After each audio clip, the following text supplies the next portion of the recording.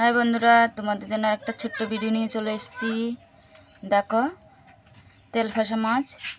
তোমাদের এখানে কী মাছ বলে জানি না, আমাদের এখানে তেলফাসা বলে।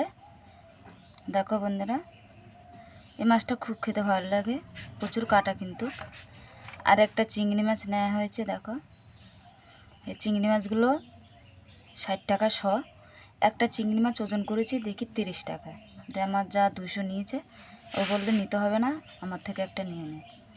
দিয়ে বাবুকে খাওয়ার জন্য একটা দিয়েছে, কারণ আমাদের ঘরে আমার বড় মশাই খেতে চায় না, ওর থেকে নাকি চিংড়ি মাছ ভালো লাগে না, তার জন্য ও খেতে চায় না, ও নেয় না।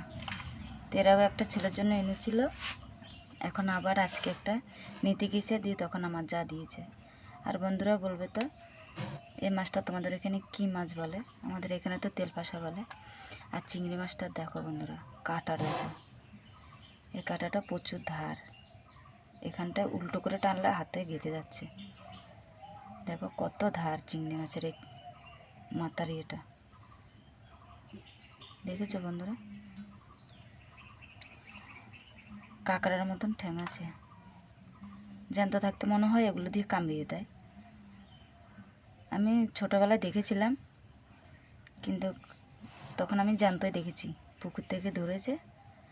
আর আমি দেখিনি জ্যান্ত, হাটে বাজারে আরও দেখি ওগুলো মরা, লোকের ভিডিও তো দেখি মরা, কিন্তু আমি জ্যান্ত অরিজিনাল দেখেছিলাম ছোটোবেলায়, পুকুর থেকে ধরে উঠিয়েছিল। বন্ধুরা, এই মাছ কার থেকে খেতে খেতে ভালো লাগে বলবে আমাকে কমেন্ট করে। আমার থেকে তো ভালোই লাগে, আর কাদের থেকে ভালো লাগে একটু কমেন্ট করে বলবে। বন্ধুরা, রান্না করছি, খেতে চলে আসো। ফুলকপি দিয়ে আলু দিয়ে হালকা করে ঝোল হবে। বন্ধুরা ঝটপট চলে আসো।